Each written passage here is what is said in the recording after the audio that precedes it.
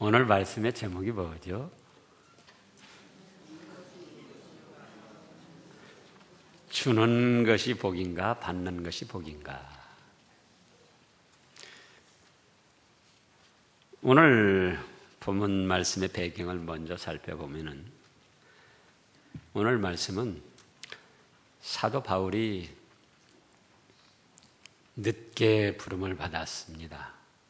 사도들 중에 제일 늦게 부름을 받았는데 그렇기 때문에 자기도 주님의 사랑과 은혜를 깨닫고 보니까 너무나도 그동안 행한 일들이 죄송스럽기도 하고 또 다급하기도 했습니다. 그래서 1, 2, 3차 전도여행을 다니면서 지금 유럽 지방, 터키, 저기 그리스까지 많은 사람들에게 전도를 하고 교회를 세우고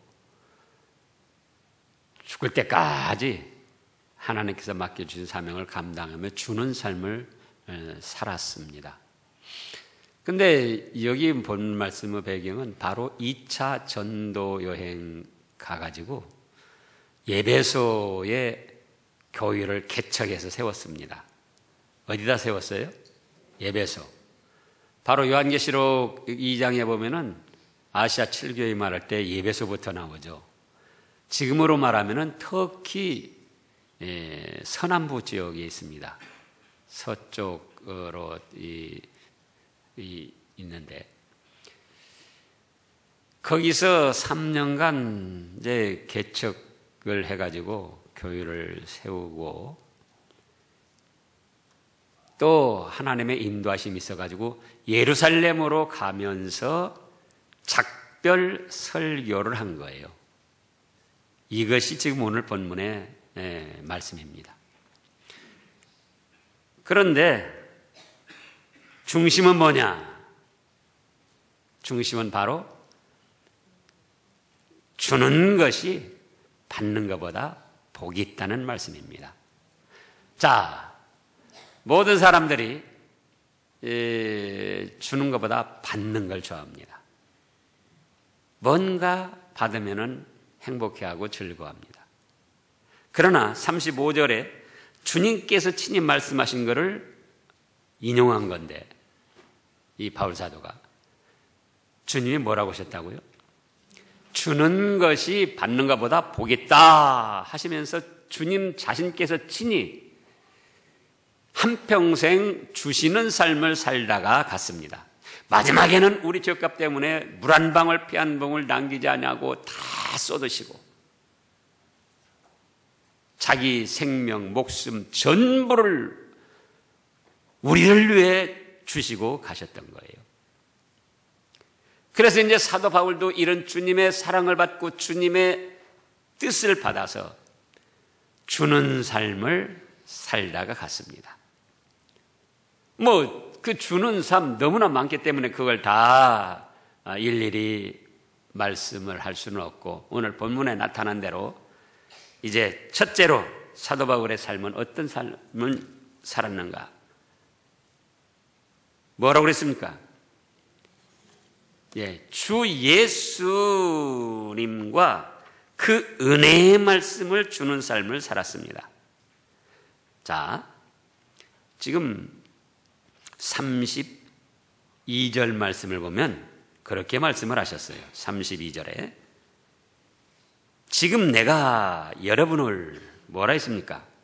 주와 및 그 은혜의 말씀에 부탁하노니 이거는 자신이 그동안 주 예수님을 예배소 사람들에게 주었기 때문에 또 그 은혜의 말씀을 많이 주었기 때문에 그 준 말씀에 의지해서 부탁을 한다 그거예요. 그래서 예배소 사람들이 예수님을 받고 또 주의 말씀을 받았는데 이제 그 말씀대로 자기들이 살아가면은 그 말씀이 예배소 교인들의 몸과 마음을 든든히 지키고 영혼을 든든히 지켜서 거룩하게 하셔가지고 하나님께서 예비하신 하늘의 기업, 하늘의 축복을 받아 누릴 수 있게 된다, 그 말씀입니다. 또 지금 20장 이제 20절과 20절, 21절을 보겠습니다. 20장. 그 전에부터 보면은, 자, 18절에, 17절부터 보죠. 바울이 밀레도에서 사람을 예배소로 보내어 교회 장로들을 청하니 오매 그들에게 말하되 아시아에 들어온 첫날부터 지금까지 내가 항상 여러분 가운데 어떻게 행하였는지를 여러분도 아는 바니 곧 모든 겸손과 눈물이며 유대인의 관계로 말미암아 당한 시험을 참고 주를 섬긴 것과, 그럼 뭡니까? 불모지에 예수님을 전하고 하나님의 말씀을 전하다 보니까 많은 사람들이 배척을 하고 거부를 했습니다. 그런가 하면은 또 그 중에 유대교 사람들이 사도 바울을 찾아와 가지고 여러 가지로 시험하고 박해를 하고 괴롭히고, 사도 바울이 어떤 사람입니까? 모든 걸 버리고 오직 주님만 섬기는 그런 사람이었음에도 불구하고 당한 일들이 너무나도 힘드니까 어떻게 했다고 그랬죠? 눈물을 흘렸다고 그랬어요. 곧 모든 겸손과 눈물이며 유대인의 관계로 말미암아 당한 시험을 참고 당하는 박해, 주님을 위해서 목숨까지도 내놓고 나가는 사도 바울이지만은 그 불모지에 예수님을 전하고 복음을 전하고 말씀을 전하고 또 그런 가운데 그 사람들이 받아들이지 않고 박해를 하고 또 유대교 사람들이 찾아와서 시험을 하면서 박해를 하고, 그러니까는 그 믿음으로 담대한 사도 바울도 어째요? 눈물을 안 흘릴 수가 없어요. 그런가 하면은 또 그들의 영혼이 불쌍해서 눈물을 흘리고, 그러면서도 참고 겸손하게 뭘 섬겼다? 주님을 섬긴 거예요. 그러니까 그 삶 자체가 예수님을 주는 삶이 되었더라, 그거예요. 또 20절에 보면은 유익한 것은 무엇이든지 뭐라고 그랬습니까? 공중 앞에서나 각 집에서나 거리낌 없이 여러분에게 전하여 가르치고. 유익한 하나님의 말씀은 어디 때와 장소를 가리지 않고 많은 사람이 있을 때나 각 집에서 개인 하나하나 있을 때나 거리끼지 아니하고 전했다는 거예요. 왜? 그것이 유익이 되고 복이 되기 때문에. 그런가 하면 21절에는 유대인과 헬라인들에게는 하나님께 대한 회개와 하나님을 섬긴다 하면서도 예수님을 배척하고 예수님의 복음을 전하는 사도 바울을 배척하고 그러니까 회개하라는 거예요. 그리고 예수를 믿어야 된다. 그래서 결국은 사도 바울이 주는 삶을 살았는데 뭘 주었다? 주 예수 그리스도와 그 은혜의 말씀을 주는 삶을 살았더라, 그겁니다. 근데 사도 바울뿐만 아니에요. 모든 믿음에 앞서간 사람들이 다 그렇게 했습니다. 예수님 자신께서 목숨을 다 우리에게 주시고 하늘나라로 가신 것처럼 사도들을 비롯한 믿음에 앞서간 선진들이 거다 주는 삶을 살다가 갔어요. 자, 우리 또 잘 아는 대로 사도행전 3장에 보면은 거기 베드로 요한이 성전으로 올라갑니다. 그런데 거기 나면서부터 안전뱅이, 그래서 40여 년간이나 자기 혼자로는 걸어보지도 못하고 움직이지도 못하고 다른 사람의 도움을 받아야만 되는 사람이 성전 미문에 앉아서 구걸을 합니다. 한 번 줍시오. 나리 한 번 줍시오. 베드로 요한이 돈이 있습니까? 돈이 있어도 또 다 다른 사람, 약한 사람들 도와주고, 돈이 없어요. 그러니까 거기서 그 유명한 말을 했잖아요. 은과 금은 나에게 없지만 나에게 있는 것으로 너한테 주는데 그 나에게 있는 것 곧 나사렛 예수 그리스도다. 예수 그리스도 이름으로 일어나 걸어라. 그러니까는 그 예수님을 받았어요. 나면서부터 안전뱅이가 예수님을 받았어요. 그래가지고 손을 잡아 일으키니까 40여 년 동안 움직이지 못하던 그 안전뱅이가 벌떡 일어나가지고 자기도 놀라고 보는 사람도 놀라고 너무나도 기뻐서 뛰면서 걸으면서 성전에 들어가서 하나님을 찬송한 그런 사건이 있었습니다. 우리가 주라 주라 하면은 나는 가진 것이 없다. 그런데 무엇을 주는 삶을 살으라고요? 주 예수와 그 은혜의 말씀, 그거를 주는 삶을 살아야지 돼요.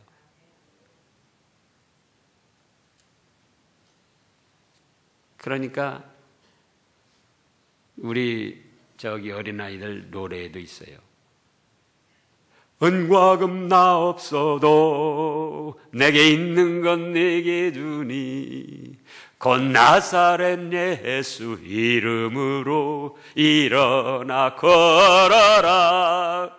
주니까 받아가지고 그는 걸었네 뛰었네 찬양했네.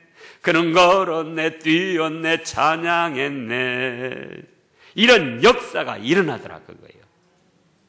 그래서 우리도 주는 삶을 살아야 되는데 무엇을 줄까? 그거에 무엇을 줄까? 네? 뭘 주라고요? 나사렛 예수를 주고 예수님을 주고 또 그 은혜의 말씀을 자꾸 주는 생활을 해야 된다 그거예요. 가정에서도 또 삶의 터전 어떤 직장에서도 제가 한 35년 전에 경기도 안성에 개척교회를 하는데 그때 거기도 참 얼마나 그 주위 이제 공동묘지다 집도 얼마 안 되고 막 들판이고 또 산이 이렇게 뒤에 여기처럼 이렇게 있고 교회 이름을 광약교회라고 지었어요. 안성 광약교회. 근데 지금도 거기는 거기가 이제 개발이 돼가지고 지금은 꽤 번화해졌어요. 근데 거기 골짜기에 사과 그 과원을 3만 평 하시는 집사님이 있는데 여자 집사님 이름이 이사라 집사님이에요. 이북에서 넘어왔어요. 근데 그래도 이북에서 잘 살아가지고 이제 넘어올 때도 좀 뭘 가지고 오셨던 모양이에요. 어떻게 해서 예수님을 믿게 됐냐? 서울에 이제 전쟁통에 내려와가지고는 집을 사가지고 이제 뭐 그때는 새빵이 아주 많았잖아요. 그래서 이제 집을 새를 줬는데 그 새빵 준 집에서 아기가 한 4-5살 먹은 아기가 제법 재롱을 부리고 잘 자랐는데 어느 날 보니까 조용하더라는 거예요. 그러더니 찬송 소리가 나고 그래서 뭐 믿음이 전혀 없을 때니까 그때는 뭐 그런 모양이다 했는데 그 이튿날 아기를 데리고 나가더라는 거예요. 묻으려고. 4-5살 먹은 아이가 죽은 거예요. 그때는 뭐 전쟁통 그러니까 뭐 병원도 없고 그냥 아프면 어떻게 하다 그냥 죽는 거죠. 그래서 깜짝 놀라가지고 아니 이게 무슨 일이냐.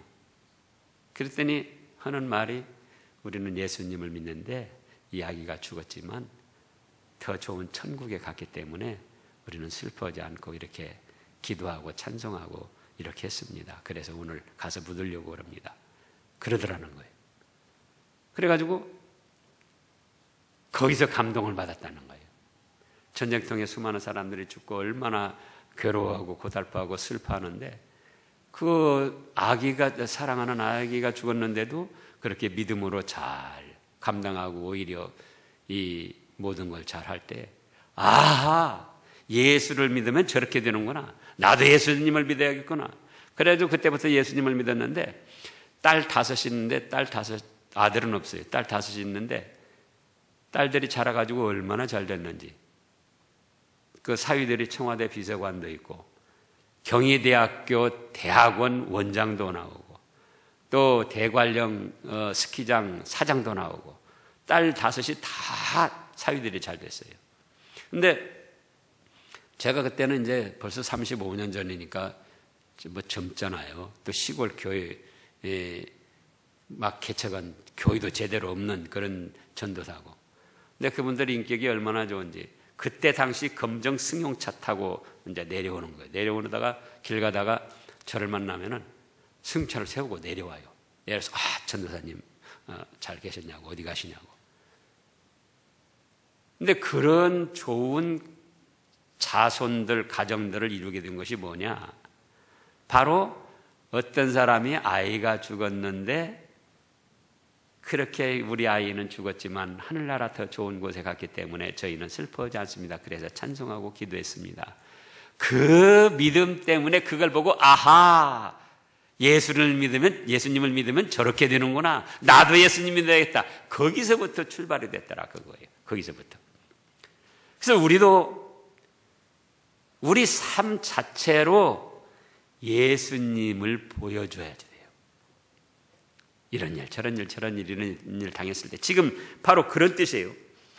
그런 박해를 받고 유대인들은 그 간사한 꾀로 말미암아 시험을 당하고 고통을 당하고 어려움을 당하지만 19절에 곧 모든 겸손과 눈물이며 겸손히 참으면서 눈물을 흘리면서도 참고 그러면서도 주님을 잘 섬겼다 그거예요. 그러니까 그 삶 자체를 예배석 교인들이 보고 받아서 예수님께서 나중에 요한계시록에서 아시아 7교회 말할 때 예배석 교회부터 말씀하시면서 얼마나 또 칭찬을 하셨습니까? 처음 사랑이 없어졌다고 그걸 말씀을 하셨지만은 그 수고, 행위, 악한 것을 용납하지 않고 드러내서 또 뭘 물리친 거 얼마나 좋은 교회가 됐더라 그거예요. 그래서 이제 우리도 다른 사람에게 주는 삶을 살아야 되는데 뭘 주느냐 그거예요. 줄 것이 없다 하지 말고 뭘 주어라? 나사렛 예수님을 주고 그 은혜의 말씀을 주는 그런 생활을 해야 된다 그거예요. 근데 또 주는데 뭘 주느냐 그거예요. 어떤 분은 믿음의 생활을 하면서도 다른 사람들에게 미신적인 그런 영향을 주기도 합니다. 또 이단적인 영향을 주기도 합니다. 주기는 주지만 그거는 망할 것을 주고 자기 자신도 화받을 걸 주는 거예요. 예를 들어서 좀 집안에 어려움이 있습니다. 그러니까는 우리가 이사를 잘못 왔나 봐. 또 자기 아들이 이제 무슨 시험을 봤는데 잘 안 됐어요. 그러니까 뭐라고 그래요? 점 치는 사람한테 물어봐가지고는 이름이 나쁘다고 그러니까 우리 아들 이름이 안 좋아가지고 그렇게 애군이 끼어가지고 그래가지고 이번에 이름 고쳤다고. 믿는 사람이 그러면 그거는 뭔가 보여주기는 보여줬는데 미신적인 풍습, 좋지 않은 풍습. 우리 믿는 사람도 때로는 다른 사람보다 뛰어나 보고 싶고 모든 걸 갖추고 좀 내놓으라 하고 자랑도 하고 싶습니다. 그러나 믿는 사람이 예를 들어서 명품, 사치, 허영심에 사로잡혀가지고 그런 것만 좋아하면은 뭔가 보여주기는 보여준 거예요. 자기는 내 돈 가지고 내가 했다. 뭐가 어쩌냐. 그러지만 보는 사람들은 어떻게 그걸 보느냐 그거예요. 예수님 믿는 사람이 저게 뭐야. 안 믿는 사람이랑 똑같이 사치 허영심에 들떠가지고 있고 명품이나 좋아하고 그거는 주기는 주는데 악 영향을 주는 거예요. 그래서 나는 주는 삶을 사는가 받는 삶을 사는가 주는 걸 좋아하는가 받는 걸 좋아하는가. 근데 그럼 또 주면은 뭘 주느냐 그거죠. 그러잖아요. 그래서 다른 것보다도 먼저 주 예수님과 그 은혜의 말씀을 주는 생활을 해야 된다 그거예요. 가족들에게도 또 이웃들에게도 삶의 터전 직장에서도 대놓고 뭐 날마다 할 수 없어도 그 가까이 사귀고 틈 있을 때마다 교회 다니면 좋다고 하고 예수님 믿으면 좋다고 하고 그에 대해서 또 증거를 하고. 어제도 저쪽에 교회를 갔었는데 그 목사님이 형이 둘인데 큰형은 이제 아무것도 안 믿고 둘째 형은 송광의 절주지예요. 절주지. 그러니까 이 큰형이 동생 둘이 있는데 하나는 목사고 하나는 절주지고 그러니까 어디를 갈까 가지도 못하고 70여 년 지금 저 70여서 됐는데 그냥 그러고 있었던 거예요. 근데 그래도 동생 목사가 자꾸 이제 권유를 하고 그래가지고 어저께 70여 년 만에 처음으로 교회를 나온 거예요. 순천에 있는데 가서 모셔왔더라고요. 그러니까 그렇게 자꾸 예수님을 주고 말씀을 주는 생활을 하니까 언젠가는 이루어지더라 그거예요. 예수님을 안 믿으면은 이제 멸망당할 그 큰 형이 이제는 예수님을 믿고 죄를 용서받고 하나님의 자녀가 되는 복을 받게 되더라 그겁니다. 그래서 우리도 포기하면 안 돼요. 주는 삶을 살아야 된다. 가족들에게서부터. 근데 뭘 준다? 예수님과 그 은혜의 말씀을 틈틈이 주는 생활을 해야 된다 그겁니다. 그 다음에 둘째로는 또 어떤 삶을 살았는가? 이제 수고하여 사랑을 주는 삶을 살았습니다. 자, 약한 사람을 돕고 지금 이제 본문 말씀을 보면은 자 35절에 범사의 여러분에게 뭐라고 그랬습니까? 모본을 보여 준 바와 같이 그 다음에 뭐라고 그랬죠? 수고하여 약한 사람들을 돕고 사랑을 주는 삶을 살았어요. 약육강식이라는 말이 있습니다. 동물의 세계, 짐승의 세계만 있는 게 아니고 오늘날 살펴보면은 인간의 세계에도 이런 일들이 많이 있습니다. 기업이나 회사도 그렇고 사람들끼리도 그렇고 약한 사람을 보면 짓밟고 집어삼키려고 하고 자기보다 강한 사람에게는 그저 고양이 앞에 쥐처럼 굽신거리고 우리에게는 그런 것이 없는가? 그런데 예수님도 우리 연약하고 무능한 인생을 위하여 모든 걸 주셨고 사도 바울을 비롯한 믿음에 앞서간 선진들도 약한 사람을 도와주고 그들을 위해서 희생하고 그들을 섬기며 주는 삶을 살다가 갔다 그겁니다. 사람은 상대적이고 타산적입니다. 상대적이란 뭐냐? 사람의 마음은 상대적이라는 건 상대가 어떻게 하느냐에 따라서 나도 어떻게 하는 거예요. 상대가 나에게 잘해주면 나도 조금 잘해주고 잘못하면 나도 잘못하고 또 타산적이라는 건 내가 이렇게 해가지고 나에게 유익이 돌아올까? 돌아올 것 같으면 좀 잘해줍니다. 유익이 안 돌아올 것 같으면 안 해줘요.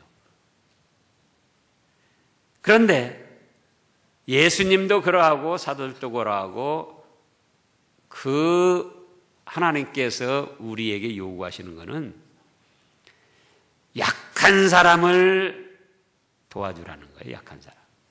자기보다 약한 사람. 자기보다 약한 사람.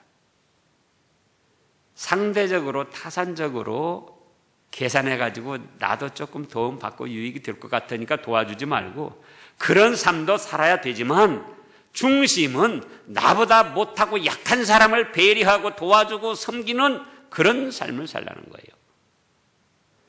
이제 누가복음 14장을 보겠습니다. 누가복음 14장. 누가복음 14장 다 같이 찾아보시자고요. 자, 누가복음 14장 12절 말씀을 보면은 또 자기를 청한 자들에게 이르시되 14장 12절입니다. 네가 점심이나 저녁이나 베풀거든 벗이나 형제나 친척이나 부한 이웃을 청하지 말라. 두렵건대 그 사람들이 너를 도로 청하여 네게 갚음이 될까노라. 그런데 대개 우리는 이렇게 합니다. 그러죠?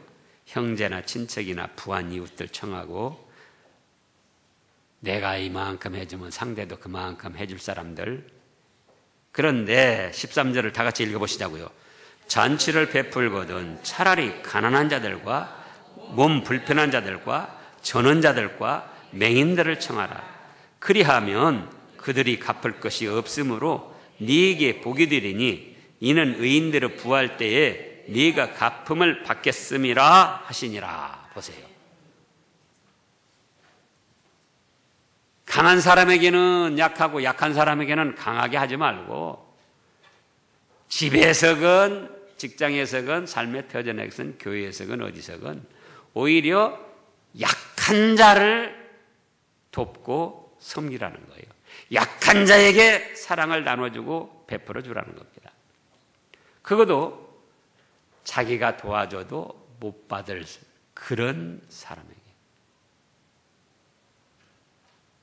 근데 우리는 어떠냐 그거예요. 그러잖아요. 이제 세 번째로는 어떤 삶을 살았는가? 주는 사람이 되려면은 수고하여 자기 실력을 갖추고 키워야 됩니다. 좋은 것을 주고 싶어도 자기가 가진 것이 없으면은 줄 수가 없어요. 그러니까 오늘 본문 말씀에서도 사도 바울이 뭐라고 그랬다고요? 범사에 여러분에게 모본을 보여준 바와 같이 이미 그런 삶을 살면서 모본을 보여줬어요. 어떻게 해요? 어떻게 했죠? 수고하여서 약한 사람을 도와줬다는 거예요. 수고하여서. 이때 당시 또 34절을 보면 여러분이 아는 바와 같이 이 손으로 나와 내 동행이 쓰는 것을 충당하였고, 이건 무슨 말씀이군요? 불모지에 개척을 했기 때문에 예배드리러 오는 것만도 고맙고 감사하지 연보는 사람이 없었어요. 헌금하는 사람이. 그러니까는 먼 곳, 자 예루살렘에서 먼 곳 터키 지역 거기서도 또 서쪽으로 가서 있으니까는 얼마나 멉니까? 그 불모지에 가서 교회를 세워서 감당하다 보니까 새로운 성도들은 헌금을 줄도 모르죠. 그러니까는 자기들이 장막을 짜가지고 천막을 짜가지고 팔면서 생활을 충당했고, 그러면서 또 자기들이 수고해서 약한 사람을 도와줬다 그거예요. 그래서 영적으로도 주 예수 그리스도와 그 은혜의 말씀을 주는 삶을 살려면은 영적으로도 수고해서 자기 실력을 길러야지 돼요. 자기 실력. 자기가 예수님을 품고 있지 않고 가지고 있지 않은데 어떻게 예수님을 전할 수 있습니까? 자기가 말씀을 붙들지 않고 자기가 말씀을 받지 않고 생각지 않고 사는데 어떻게 말씀을 줄 수가 있느냐 그거예요. 그러니까 영적으로 주는 삶, 예수 그리스도를 주고 예수님의 말씀을 주는 삶을 살려면은 자기가 수고해서 예수님을 품어야지 돼요. 예수님의 말씀을 자기가 받고 자기가 예수님의 말씀을 묵상하고 자기가 예수님의 말씀을 붙들고 살려고 하고, 그럴 때에 다른 사람에게 주는 삶을 살 수가 있는 거예요. 그러잖아요. 금년도 표어 말씀도 뭡니까? 서로 돌아보아 사랑과 선행을 격려하며. 제가 생각을 하는 거예요. 고민을 하면서. 과연 금년도 이 표 말씀 때문에 주일마다 예배 때마다 낭송하는 이 표 말씀 때문에 평소에는 사랑도 않고 격려를 안 하다가 우리 금년도 표 말씀이 서로 돌아봐 사랑과 선행을 격려하라고 그랬지. 그래서 가족들끼리도 사랑을 하고 격려하고, 그래서 또 교우들끼리도 다른 생각 가졌다가 불편한 생각 가졌다. 서로 돌아와봐. 사랑과 선행을 격려하라고 그랬지. 격려하니까 사랑과 선행을 자기도 해라는 거예요.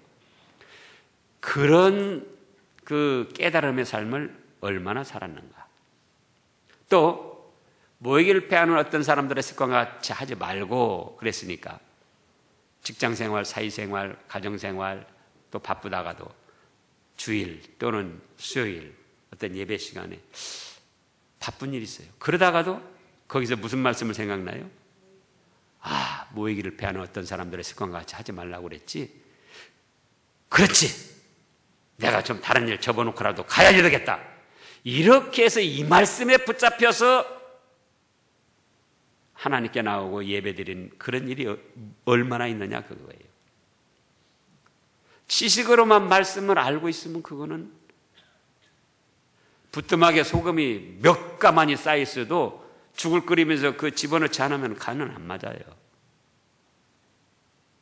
아무리 성경 말씀을 수십 번 수백 번 되뇌이고 받고 쓰고 뭐 읽고 그랬다 할지라도 실제 삶의 현장에서 그 말씀을 붙들고 살려고 하지 않으면은 그건 무용지물이다 그 말씀이에요. 그래서 이제는 주는 삶을 살아야 되는데 없다고. 나는 줄 것이 없다. 그러니까 자기가 수고해서 줄 수 있는 실력을 갖춰야 된다 그거예요. 그러려면은 주 예수님을 어떻게 하라? 자기가 먼저 품어야지 돼요. 마음에 모셔야지 돼요. 또 때를 따라서 주시는 말씀을 흘러 떠내지 말고 시시때때로 묵상도 해보고 주보에 말씀 나오니까 그것도 좀 살펴보고 그래서 그 말씀을 자기가 붙들고 사는 삶을 살아야 된다. 그러려니까 수고해야 된다 그 말입니다. 그런가 하면은 육신적으로 어려움을 도와주는 그것도 자기가 수고해야지 돼요.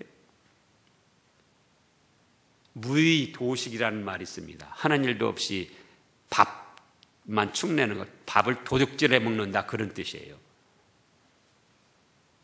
그러면 우리가 직장일이든 사업일이든 가정일이든 성실하게 땀 흘려 수고해야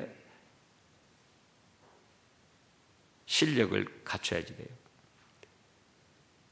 내가 땀 흘려 수고해가지고 돈 벌어서 그 돈 가지고 나도 먹고 살지만은 약한 사람을 도와줬다. 또 약한 교회를 도와줬다. 우크라이나 선교에 내가 했다. 그거 한번 생각해 보라고요. 나 혼자 먹고 쓰려고 땀 흘려 벌어놓은 거다고. 내가 내 땀 흘려서 수고해서 벌었지만 이걸 가지고 연약한 교회 또 연약한 사람 또 저 멀리 어려움을 당하는 연약한 그 타국의 불모지 거기에 내 땀 흘려 수고한 돈이 가서 그 사람들에게 영육간에 좋은 영향을 주고 도움을 준다고 할 때 얼마나 자랑스럽고 기쁜 일입니까? 우리는 이미 하나님께 받았습니다. 예수님께 받았습니다. 그러니까 이제 우리도 어떤 삶을 살아야 된다? 주는 삶을 살아야 된다. 주는 삶을 살아야 되는데 그러려다 보니까 자기가 수고해서 실력을 갖춰야 된다 그거예요.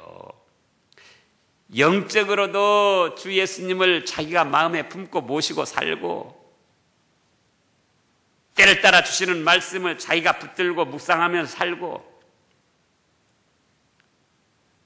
육신적으로도 죄가 되지 않는 이상은 땀 흘려 수고해가지고 물질도 얻고 실력을 갖춰 나가고 그래서 자기가 수고한 것으로 자기보다 약한 사람 도와준다고 할 때 그 삶 자체도 그렇고 하나님이 얼마나 기뻐하시겠느냐 그거예요. 그런데 사람들은 받으려고만 합니다. 사랑도 받으려고만 하고 도와주는 것도 받으려고만 하고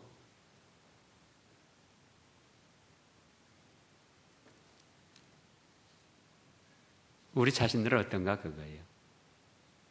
가족들끼리도 누가 뭐 사다 주면 고마워. 안 사다 주면은 내 생일 때가 됐는데도 모르고 그냥 지나가고, 정말 아주 내가 결혼 잘못했어. 자식들도 그래요. 자식들도 부모님한테 받으려고만 하는 거예요. 근데 그러면 안 돼요. 주 예수께서 말씀하시기를 주는 것이 받는 것보다 복이 있다 하시고 주는 삶을 살다가 가셨다 그거예요. 예? 줄 것이 없다. 나사렛 예수 그리스도와 그 은혜의 말씀을 먼저 주는 생활을 하라 그럽니다. 그러잖아요.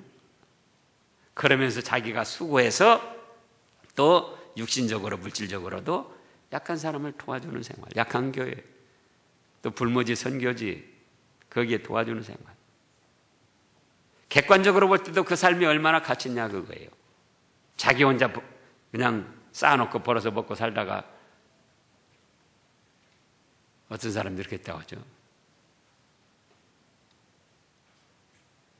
먹고 살다 갔다. 자, 많은 것이 있어야 주는 게 아닙니다. 제가 한번 여기서 그걸 증거를 해보겠습니다. 성 목사님, 이리 나와봐요. 나 성 목사님 참 좋아해. 이리 나와봐요.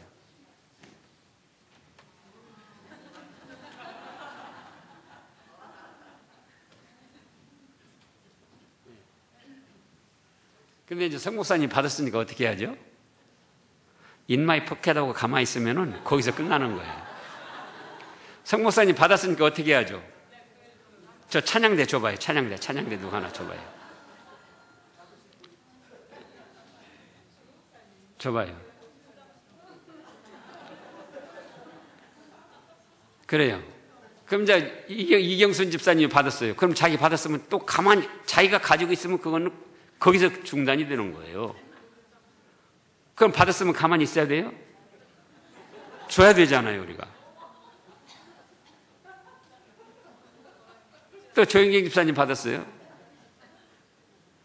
자, 보시라고요. 받아가지고 자기가 가지고 있으면 사랑이든지 무엇이든지 거기서 끝나는 거예요.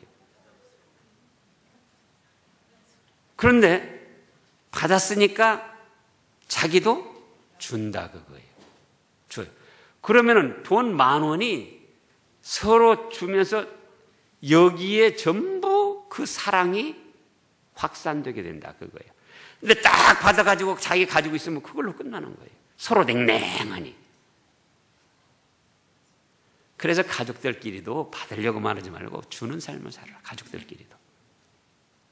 주는 자가 더 복이 있다. 주는 자가. 예? 주는 자가. 그러니까는 그 베드로 요한 보면 정말 얼마나 멋있냐 말이에요. 그러잖아요. 금과 은 나 없어도 내게 있는 건 내게 주니 곧 나사렛 예수 이름으로 일어나 걸어라. 예수님을 주면 받게 되고 그 예수님을 받으면은 그 인생은 멸망에서 천국 축복으로 변화가 되는 거예요. 그걸 나 혼자만 받아가지고 있어야 되겠느냐 그거예요. 그거부터 주고 땀 흘려 수고해서 내가 은혜를 사모하면서 나도 받아서 주고 또 육신적으로도 내가 땀 흘려 수고해서 돈을 벌어가지고 또 주고 가족들끼리도 아내가 참 그 이상해요.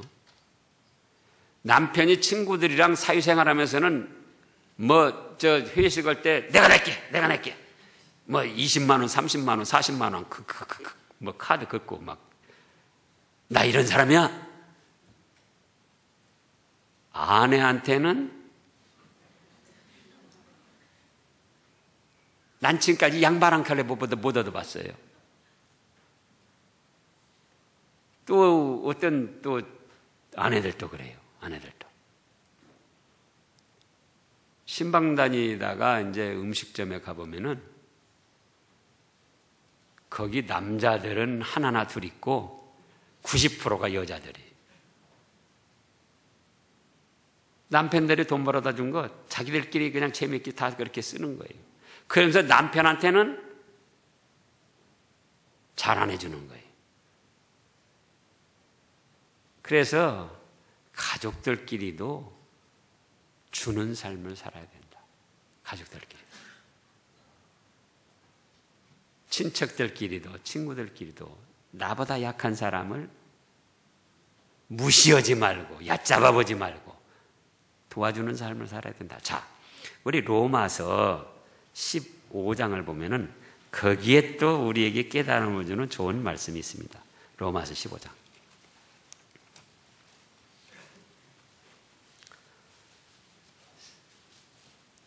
신약 259쪽쯤에 로마서 15장 1절. 믿음이 강한 우리는, 다 같이요. 믿음이 강한 우리는 마땅히 믿음이 약한 자의 약점을 담당하고 자기를 기쁘게 하지 아니할 것이라 그랬잖아요. 영적으로도 믿음이 강하다면은 자꾸 연약한 자, 믿음이 없어가지고 그 사람 뭐 말해도 듣지도 않고 나오지도 않고, 그게 아니고 또 어린아이 지금 학생들도 얼마나 영악하냐 그거예요. 그러나 우리가 믿음이 있다면은 우리보다 약한 자 무시하거나 얕잡아보고 소유시키려고 하지 말고 나사렛 예수님과 그 은혜의 말씀을 자꾸 주는 생활을 해야 된다 그거예요. 육신적으로 땀 흘려 수고해서 모아서 주는 생활. 이제 누가복음 6장을 보겠습니다. 누가복음 6장. 거기에는 또 뭐라고 하셨는가? 38절입니다. 38절. 누가복음 6장 38절 다 같이요. 주라 그리하면 너희에게 줄 것이니 곧 후히 되어 누르고 흔들어 넘치도록 하여 너희에게 안겨주리라. 보세요.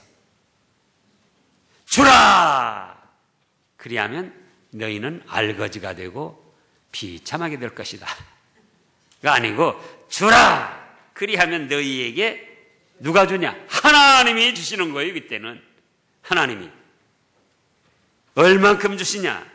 후히 되어 누르고 흔들어 넘치도록 안겨주신다는 겁니다. 그래서 이제는 우리가 삶의 패턴을 좀 바꿔서 받으려고만 하고 무슨 삶을 살아라? 주는 삶을 살아라. 이 말씀을 생각하시자가요. 주는 자보다 아니 주는 것이 받는 것보다 복이 있다. 기도하겠습니다.